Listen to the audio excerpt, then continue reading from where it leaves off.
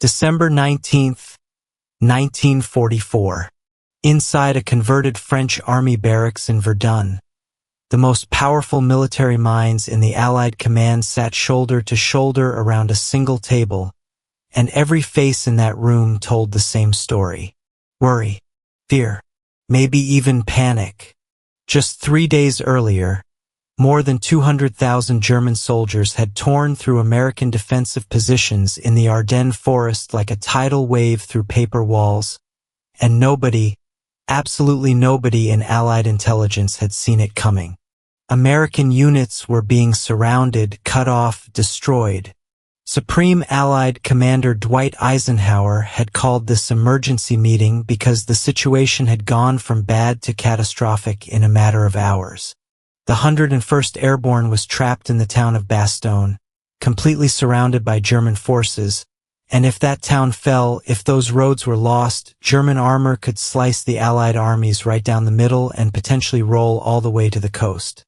Everything they had fought for, every mile gained since D-Day, could unravel in weeks.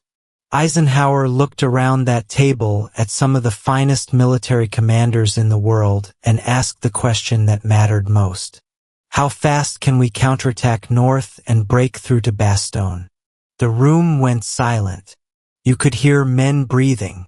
Generals stared at their maps, mentally calculating logistics, troop movements, supply lines, the brutal winter conditions, the sheer chaos of trying to pull combat units out of one fight and throw them into another 100 miles away. Then one voice cut through the silence. George Patton. 2 words that changed everything. 48 hours. He said it with absolute confidence. I can attack with 2 divisions in 48 hours. The other generals turned and stared at him like he had just claimed he could walk on water. Some thought he was joking. Others thought he was doing what Patton always did, making bold promises he had no intention of keeping just to look good in front of Eisenhower.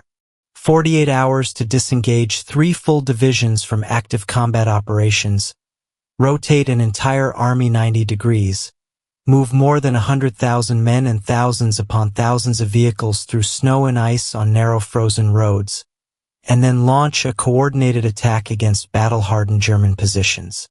It was operationally impossible. Every single general in that room knew it. Every single general except one. Because George Patton was not bluffing. He was not grandstanding. He was the only commander in that entire theater who had seen this attack coming, and he had been quietly preparing for it for 11 straight days. Let me take you back.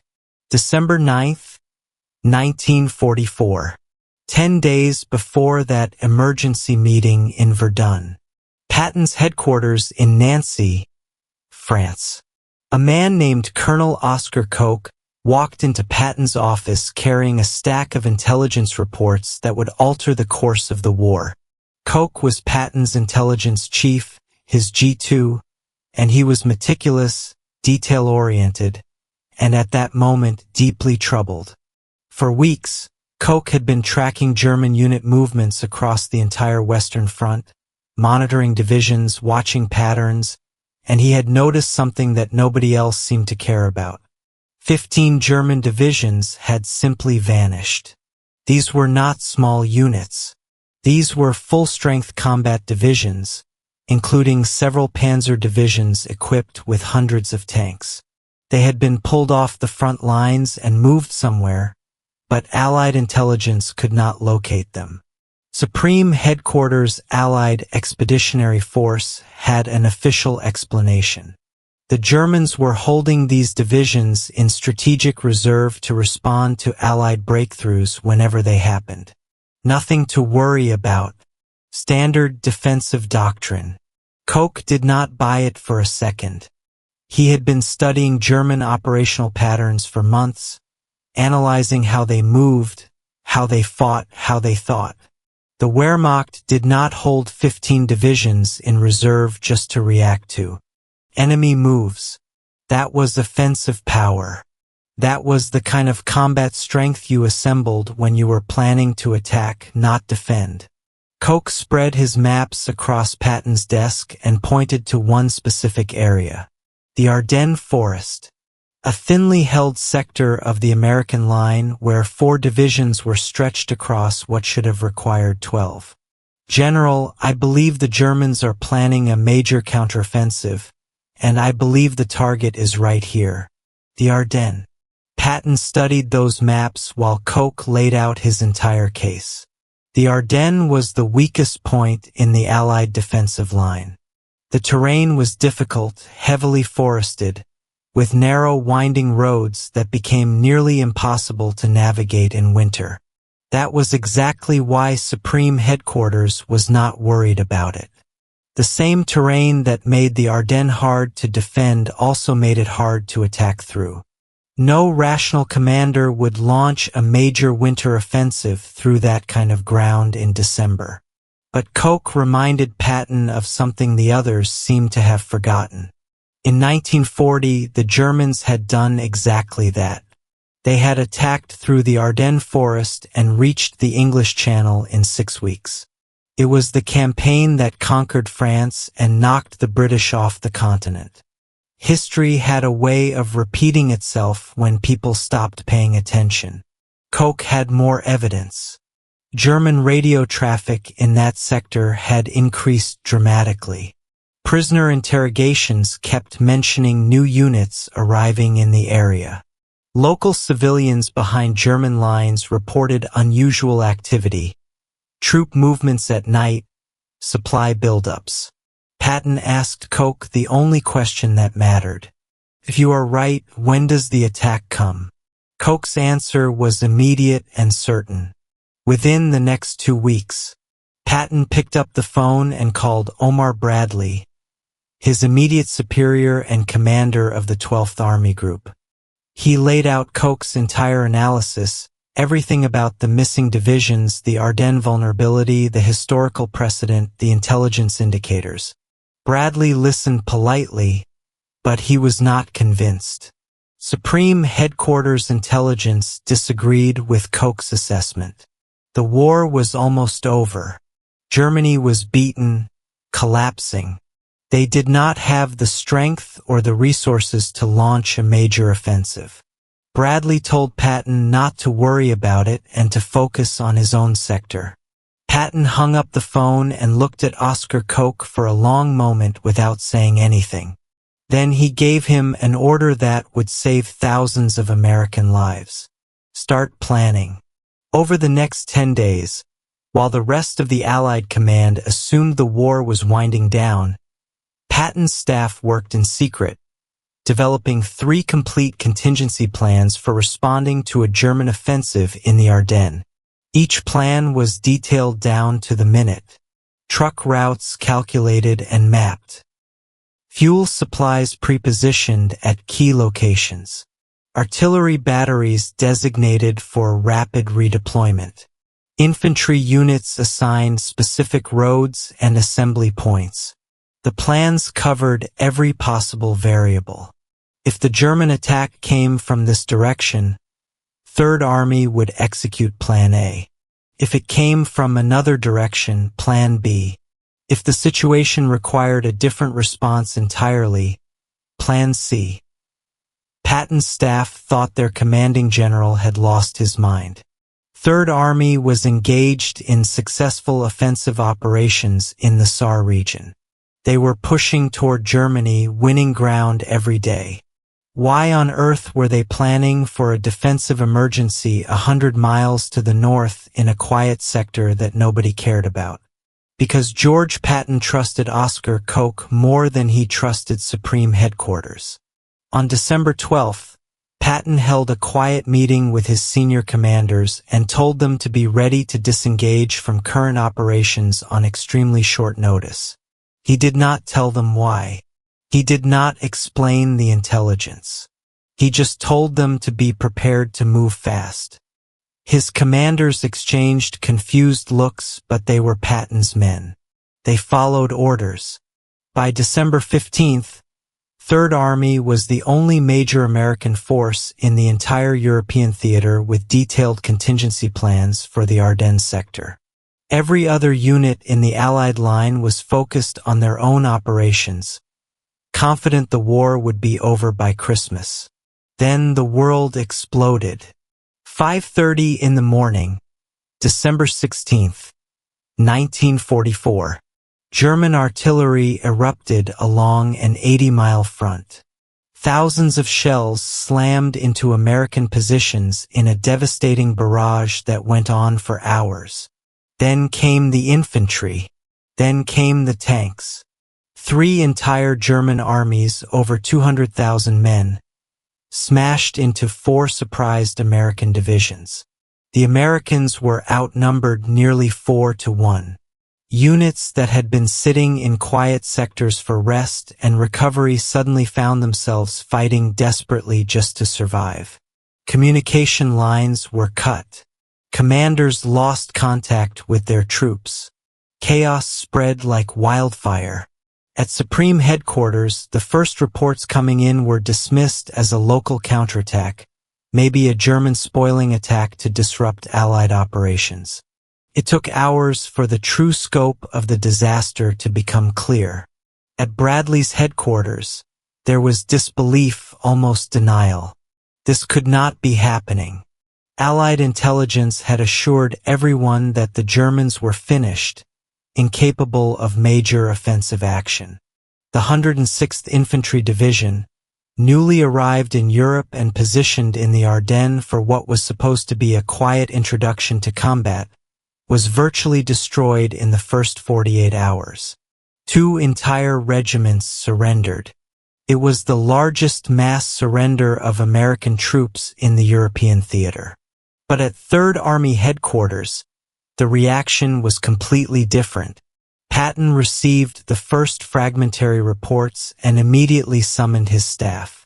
He looked at Oscar Koch and said 4 words, "You were right. What is their objective?"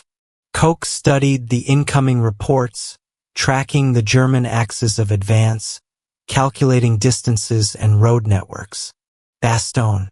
They need the road junction at Bastogne, and then they will drive for Antwerp. Patton nodded once. "Get me General Gaffey. We are executing the contingency plans."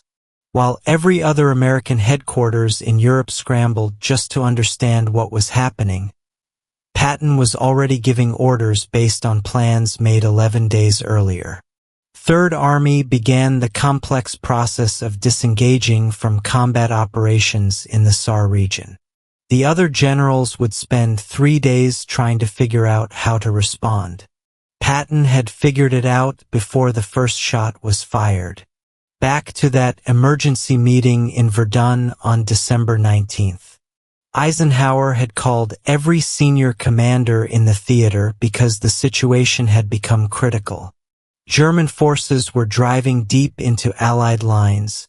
The 101st Airborne was surrounded and running low on everything, and the weather was so bad that air support was impossible. But Eisenhower opened the meeting with a statement that surprised some of the officers present. He said the present situation should be regarded as one of opportunity for us, not disaster. There will be only cheerful faces at this conference table. Eisenhower understood something that his subordinates were struggling to grasp. The German army had come out of its defensive positions and was now exposed in open terrain. If the Allies could respond quickly enough, if they could hit back fast and hard, they could turn this disaster into a crushing victory. But responding quickly was the problem. Every major unit was committed somewhere else. The logistics of disengaging forces, moving them, and launching coordinated attacks seemed overwhelming. That was when Eisenhower asked his question about relieving Bastogne, and Patton gave his answer. 48 hours. Eisenhower knew Patton well. They had served together for decades. He knew when Patton was bluffing and when he was deadly serious. He pressed him. "George, This is no time for grandstanding or making promises you cannot keep. The 101st Airborne is surrounded. If we promise relief and cannot deliver, those men die." Patton did not blink. He looked Eisenhower straight in the eye. I have already given the orders. Third Army is disengaging right now. I have 3 complete contingency plans prepared. I have been expecting this attack for 11 days. You could have heard a pin drop. The other generals stared at Patton like he had just spoken in a foreign language. Expecting it? How could Patton have expected something that had caught Supreme Headquarters completely by surprise? Eisenhower studied Patton's face for a long moment, reading him, measuring him. Then he made his decision.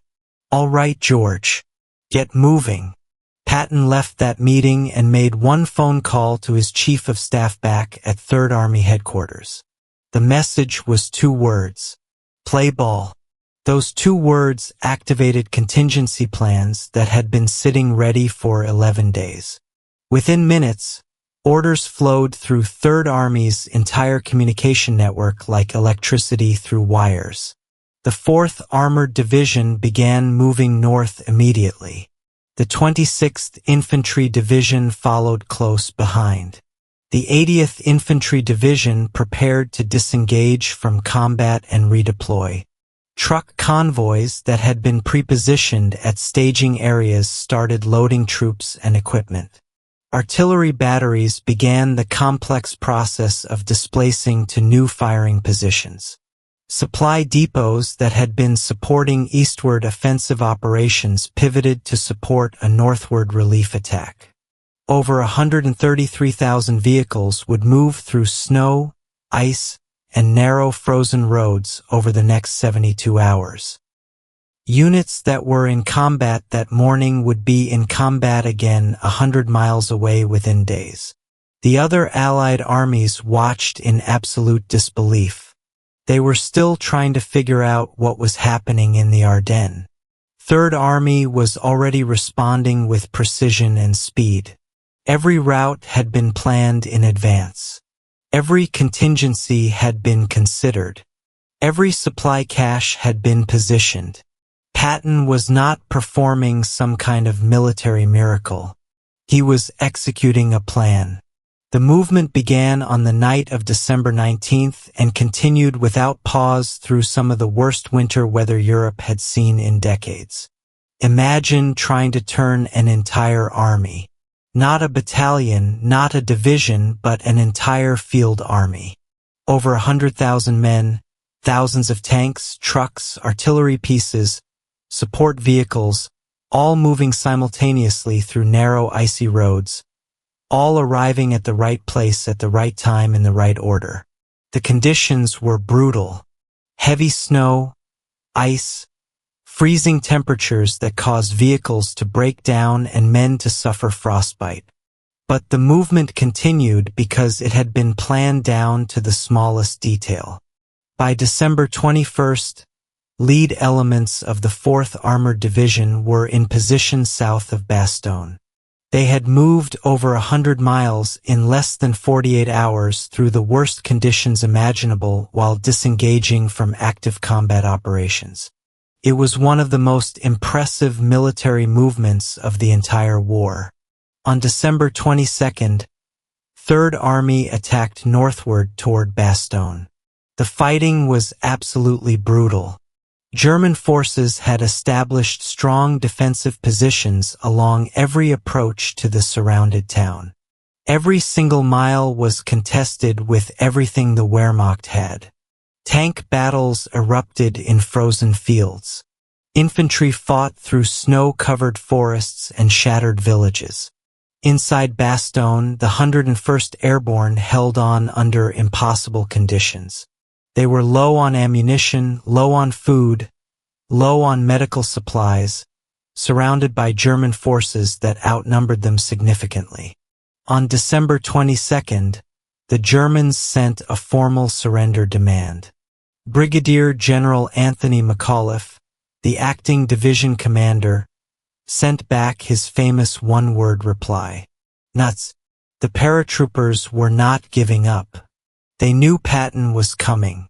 December 26, 1944, 4:50 in the afternoon. First Lieutenant Charles Boggess, commanding the lead tank Cobra King, pushed through the final German positions near the village of Assenois and made contact with elements of the 101st Airborne. The siege was broken. Patton received the news and immediately called Eisenhower with 4 words. "We are through to Bastogne." The relief corridor was narrow and the Germans attacked the flanks continuously, trying to cut it, but Third Army held firm. That night, supply convoys rolled into Bastogne carrying ammunition, food, medical supplies, everything the paratroopers needed to keep fighting. The Battle of the Bulge would continue for another month of bitter winter combat. But the German offensive had failed. They had not achieved any of their strategic objectives. The Americans had held, counterattacked, and were now pushing the Germans back. The Battle of the Bulge became the bloodiest battle the American Army fought in World War II. Over 19,000 Americans killed, over 47,000 wounded, another 23,000 captured or missing. But the losses would have been far worse, possibly catastrophic, without Patton's relief of Bastogne. If the 101st Airborne had been overrun, if the Germans had captured that critical road junction, the offensive might have succeeded in splitting the Allied armies and reaching Antwerp. The intelligence failure haunted the American command for years afterward. How had over 200,000 German troops achieved complete strategic surprise? How had 15 full divisions vanished from the front lines without anyone noticing except one colonel working for one general? The answer was simple and damning. Someone had noticed. Oscar Koch had tracked those divisions. He had predicted the offensive. He had identified the most likely target. He had estimated the timing almost perfectly. But Supreme Headquarters had dismissed his analysis because it contradicted what they wanted to believe. The conventional wisdom said Germany was beaten and incapable of major offensive action. A massive counteroffensive in winter through difficult terrain was considered impossible. Only Patton had listened to the evidence instead of the assumptions. Only Patton had prepared. And when the attack came, only Patton was ready to respond immediately. After the war ended, Allied intelligence officers interrogated captured German commanders to understand their planning for the Ardennes Offensive and what they had expected. The Germans had calculated they would reach the Meuse River within 4 days. They expected to capture Antwerp within 2 weeks. They expected the American response to be slow, confused, and disorganized because that was how armies typically responded to strategic surprise. What they had not expected was George Patton. German commanders admitted in post-war interrogations that Patton's immediate and powerful counterattack completely disrupted their operational timetable. The speed of Third Army's response genuinely shocked them. They had calculated it would take the Americans at least a week, maybe longer, to mount any kind of serious counteroffensive. Patton did it in 4 days. General Otto von Manschufel, who commanded 5th Panzer Army in the Ardennes, was brutally honest in his assessment. He said they knew Patton would react quickly because that was his nature, but they did not know he had actually prepared for their attack in advance.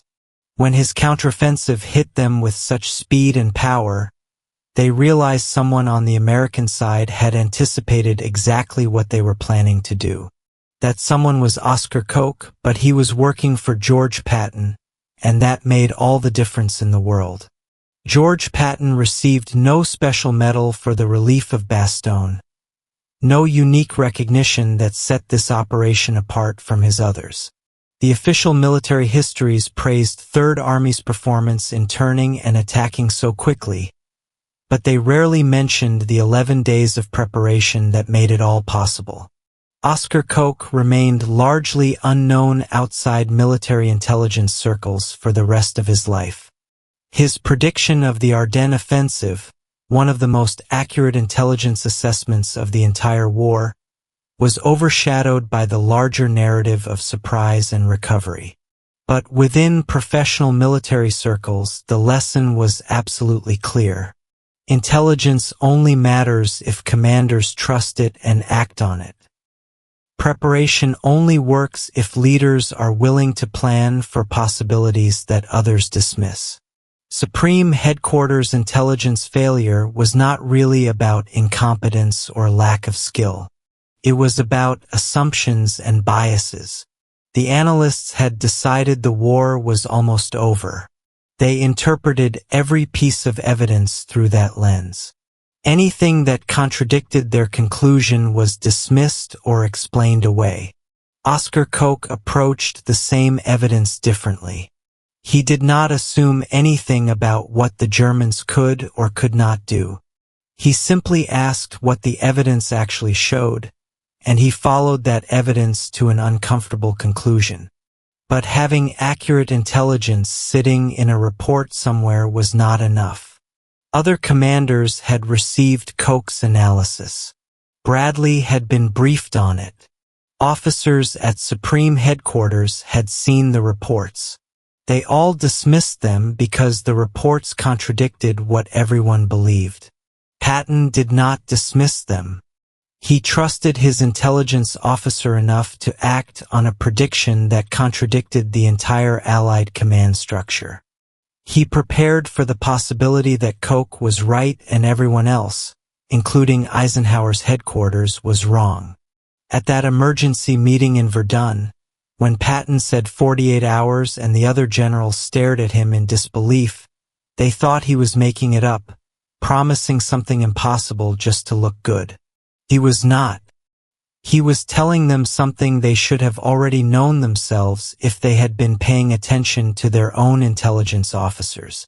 The Battle of the Bulge was many things. It was an intelligence failure at the highest levels of command.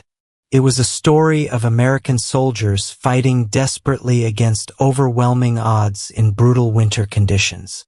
It was a German gamble that came close to success but ultimately failed.